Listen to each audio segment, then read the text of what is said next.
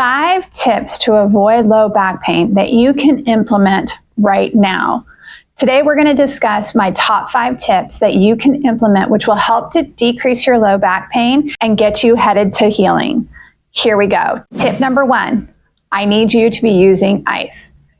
I know, you may not like ice and you may say, oh, I really don't want to use it. You have got to be using ice for 3 to 5 minutes every hour if you have really acute low back pain.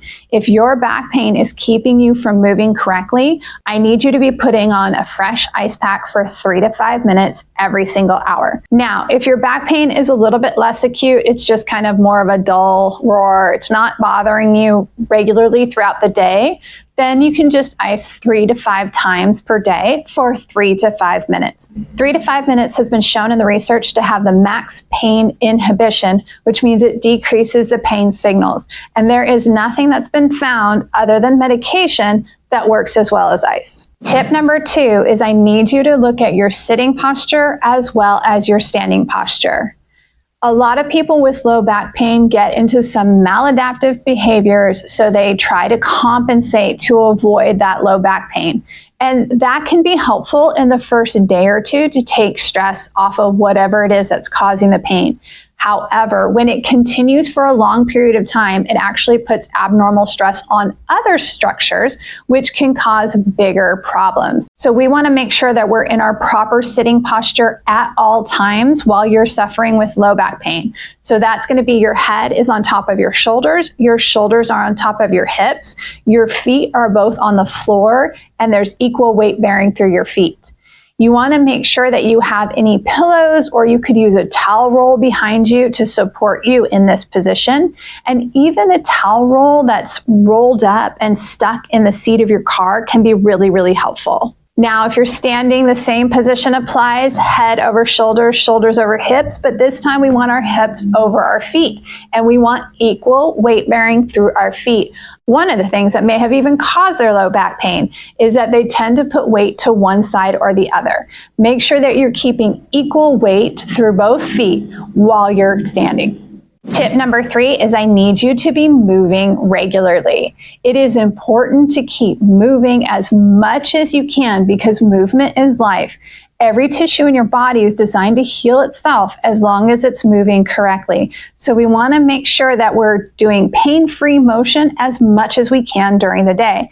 Now, I understand this can be difficult if you sit at a desk for work, and it can be hard to remember to get up regularly, but I need you to set a timer or put something on your computer, a pop-up on your computer, whatever it is that reminds you to be moving regularly. And we also need to be moving pain-free, especially when things are really hot, flared up, acute phase. We want to make sure we're avoiding painful motion. So for you, that may be just going for a walk around the block or even around the house. I'm not saying you need to do a huge amount of dynamic motion, especially in the beginning. Although as your symptoms calm down and things start to feel better, it might be helpful.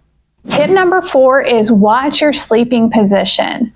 Preferably with low back pain, we want to be sleeping on our side with our knees a little bit or a lot bent up. That can vary based on your position of comfort. You want to have a pillow in between your knees to make sure that your hips are properly supported and you're not getting an abnormal torque through your low back. If you are a back sleeper, then I highly recommend putting a pillow, maybe even 2, underneath your knees to decrease pressure on your low back while you're sleeping. If you're a stomach sleeper, I highly encourage you to change your sleeping position because this puts a lot of stress on your low back. Now, if you can't do that right now, you feel like that's impossible, the one thing that I can ask you to do is to put a pillow underneath your stomach. This will help to keep the joints open in your low back, which will make things feel at least a little bit better. Tip number 5 is making sure you're lifting correctly. A lot of people know that they should be using their knees and not their low back to lift. However, do you actually do that on a daily basis? How often do you think, oh, it's just this one time, oh, it's just this one thing? And you know what? Sometimes it's just really hard because we're in this abnormal position and it's really difficult to be able to lift correctly. And I get that, but as often as we can, we need to make sure that we are. So even if you're picking up something light from the floor, I highly recommend bending your knees. Make sure you're not bending through your back. If you are picking up something heavy, then we want to make sure that we bring it to us. So bring it to your core as quickly as possible and use those legs to push you up to make sure that you don't have that stress on the low back.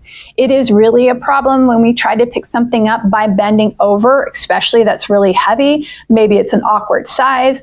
So it's difficult to pick up anyway. We're having to use a lot of those core muscles, and we're putting that back in a really delicate position while we're doing that.